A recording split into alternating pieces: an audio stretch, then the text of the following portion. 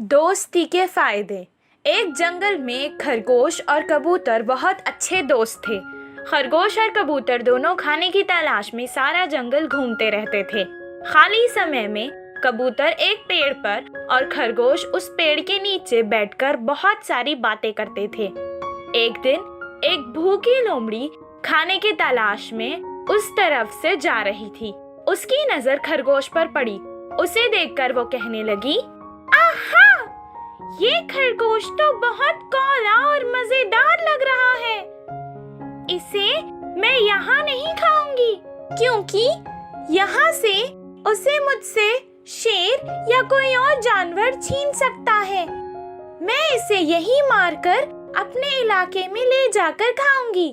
वो धीरे से उसके करीब आकर उसे अपने दांतों से दबोचकर एक थैली में डालकर वहां से भाग निकली। ये देखकर कबूतर के दिमाग में एक उपाय आया। वो तुरंत वहां से उड़कर लोमड़ी के आगे रास्ते पर बेजान मुर्दे की तरह नाटक करने लगा।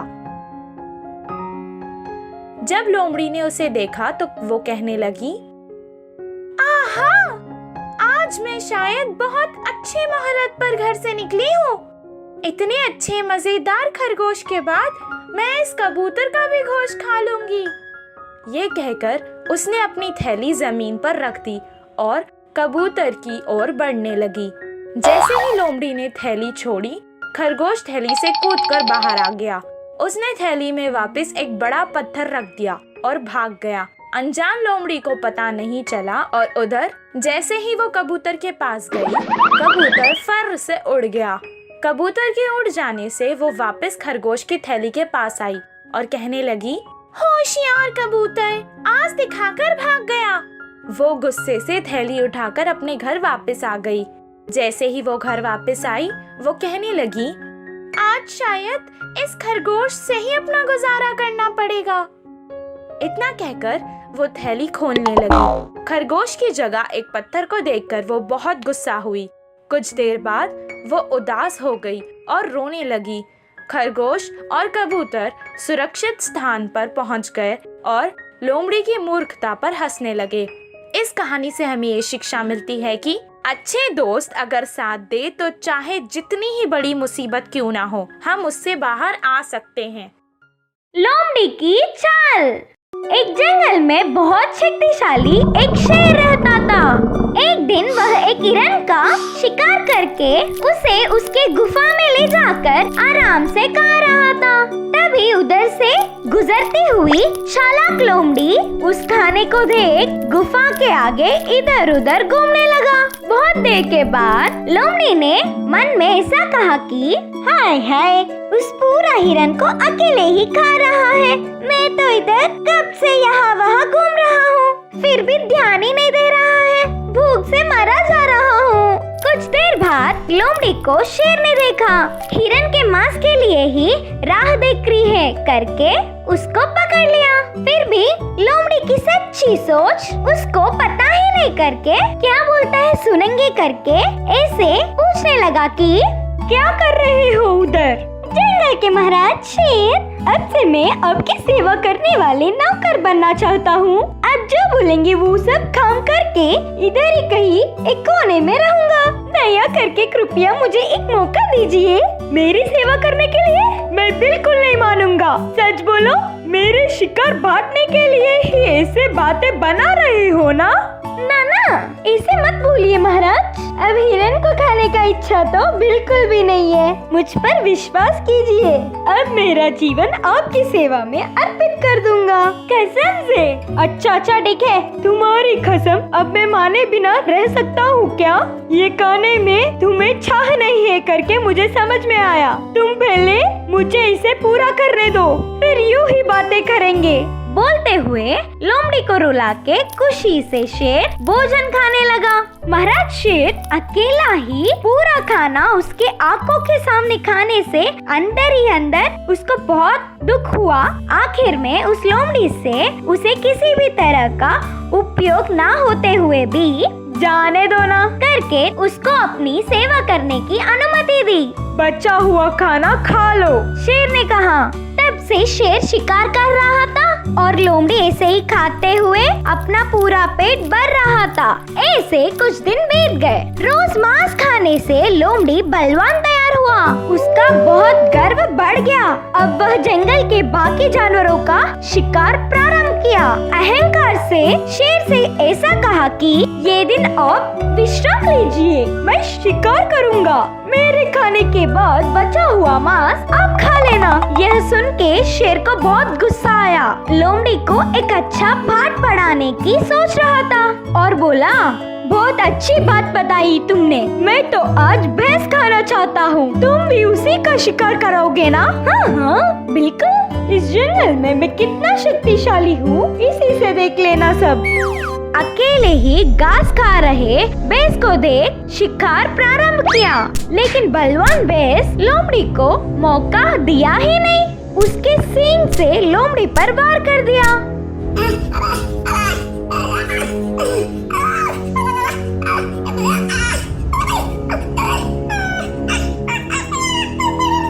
लोमड़ी चिल्लाते हुए उधर से भाग के गुफा के पास पहुंच गया।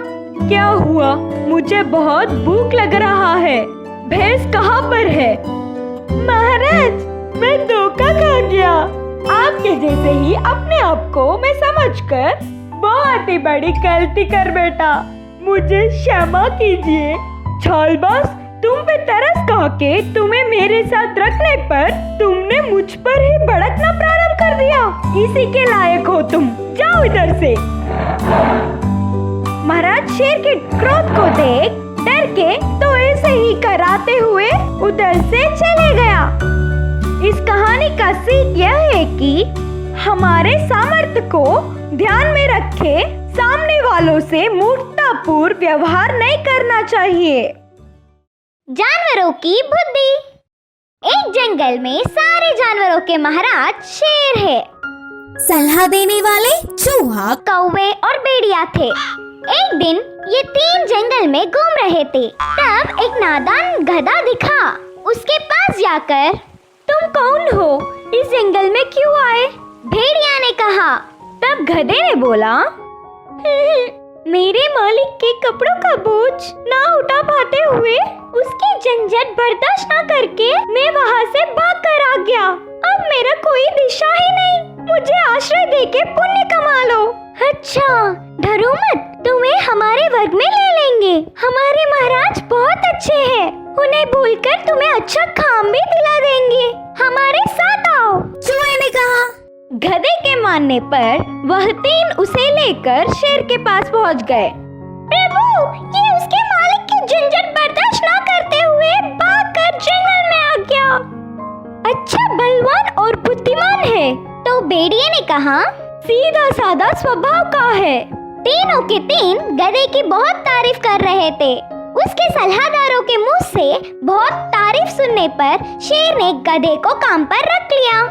ऐसे ही धीरे धीरे गधे का स्वभाव शेर को बहुत अच्छा लगने लगा। उसने गधे को करीबी दोस्त समझकर उस जंगल के मंत्री बनाया। कल के आई हुई गधे को मंत्री बनाने की वजह से जलने वाले भेड़िया, चूहा और कौवा गधे से नफरत करने लगे। समय देखकर उसे हानि पहुंचाना चाहते थे।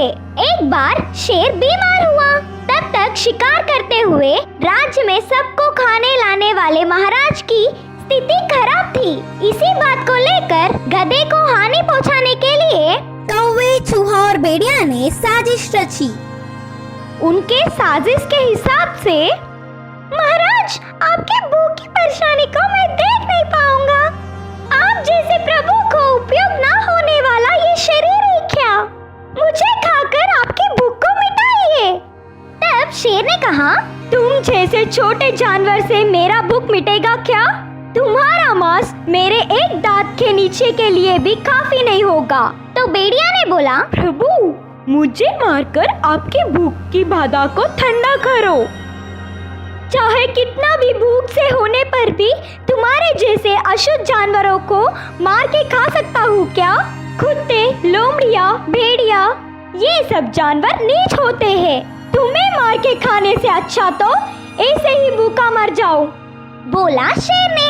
तुरंत चूहे ने कहा, मुझे खा लो, इतने वर्ष से आपकी सेवा की, मैं आपको भूख से तड़प कर मरते हुए नहीं देख सकूंगा। तब शेर ने कहा कि ओए, कभी देखा है तुम्हें? तुम जैसे फिद्दी जानवर को मैं खाऊं? ना ना ना, बिल्कुल नहीं खाऊंगा। फिर गधे की बारी आई।